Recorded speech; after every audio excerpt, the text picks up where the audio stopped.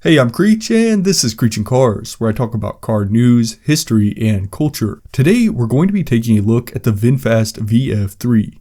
This is an all-new electric SUV offering from Vietnamese startup VinFast, and in this video, I'll go over the exterior and interior of the VF3, as well as the mechanical and performance specs. Finally, I'll talk about the pricing and release details, and compare it to the competition in this segment. First, let's briefly go over VinFast.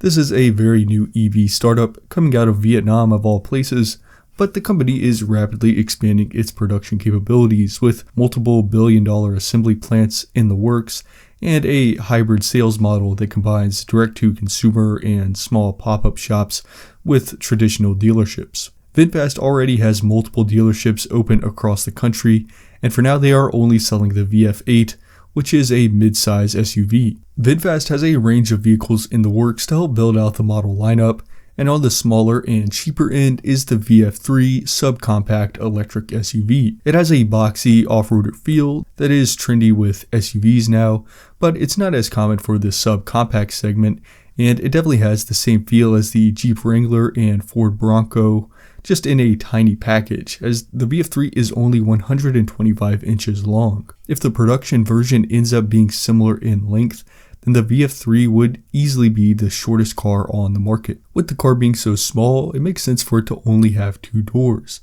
but that also makes it look like more of a serious off-roader, gives it a more similar silhouette to the two-door Wrangler and Bronco models. The design is pretty rugged and chunky, and some things like the black plastic cladding and mirror caps and door handles serve a dual purpose of giving it a rugged look while also being cheap materials to save on production costs. The front end has a grille-like design with the signature VinFast front end logo V design, or at least what VinFast hopes will become a signature and recognizable look. The fender flares are aggressive, and cheap black 16-inch steel wheels are used, but again, this is a cost-cutting measure that kind of fits in with the aura the VF3 is trying to create. A floating roof is created with a blacked-out A-pillar and the B-pillar that is split in two. This is another design cue that can be found across the VinFast lineup. The roof color can be optioned to accent the main body color, so you have a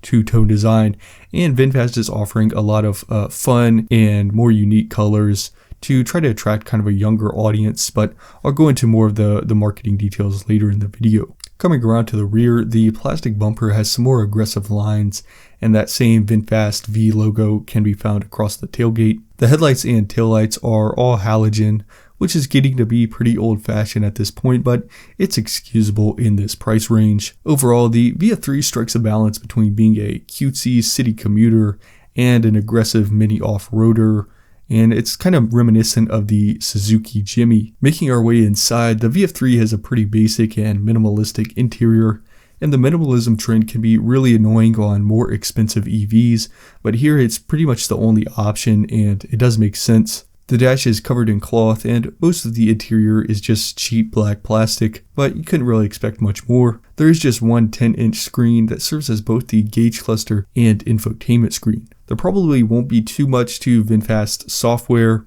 that's built into the screen, but it does come standard with Android Auto and Apple CarPlay, which I would assume most of the potential buyers of this car would prefer anyways. There are 4 vinyl seats, but the back seats are very tight and probably aren't suitable for regular everyday use. There isn't much cargo space behind the rear seats, but they can fold flat into the floor, and with the seats down, there is about 19.4 cubic feet of space, which is a little more space than the trunk of a full-size sedan like the 7 Series or S-Class. So it's pretty compact inside and out, and it's really targeted at young people and first-time car buyers. We don't have a ton of details on the mechanical specs, but underneath it all, the VinFast VF3 probably won't be packing any significant performance numbers, just considering the price point it's at. You can expect just one motor that will drive the front wheels. This motor shouldn't have much more than 100 horsepower and maybe 120 to 130 pound-feet of torque. The battery will have to be very small as well, just given the minuscule footprint of the vehicle. VinFast is targeting a range of only about 125 miles, so despite the off-road look, the VF3 will typically be restrained to dense urban areas. On that same note, don't expect anything crazy as far as off-road capabilities. The VF3 does have decent ground clearance for this class, but not much else in the way of going off the beaten path. And I think it's mainly designed to be able to handle rough roads and not much more than that. Pricing is the main headline here, as VinFast is targeting a starting price of just $20,000 for the base model VF3. That would be a huge deal, especially here in America, where it would be by far the cheapest EV on sale. That price also wouldn't take into account federal or local incentives, so it could end up being a pretty good value despite the lackluster performance and small basic interior. Deliveries of the VF3 will start in its home country of Vietnam, where it's on track for the third quarter of 2024. Other than that, there's not an exact timeline of when and where it will be exported.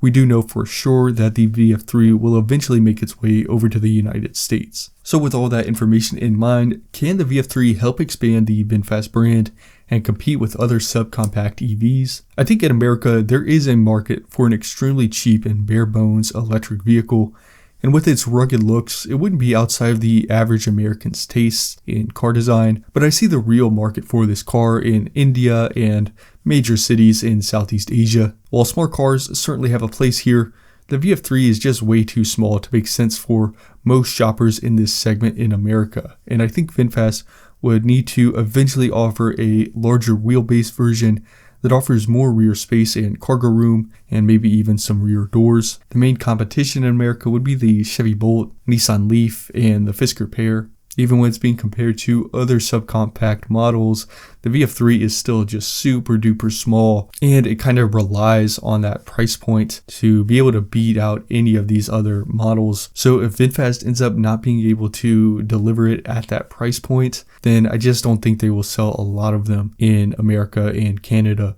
It's another story, however, in the dense areas of Southeast Asia, where a significant portion of people get around on scooters and motorcycles and other just really small cars, and here the VF3 doesn't feel too small or out of place at all. In these markets, there are some other similar vehicles that the VF3 will be directly competing with, and I think the VF3 will sell best in these areas, and this is where it's going to be able to grab the largest slice of the market. That being said, I still don't think it would be a mistake for VinFast to try it out and see what the response is in North America. VinFast has said that its American dealers have said that they really want the car to come over and that they think it will sell in America. So there's everything we know so far about the VinFast VF3, an all-new electric subcompact offering from the Vietnamese startup. This is part of a series on the channel called Startup Showcase, where I take a look at new startup car brands and their models.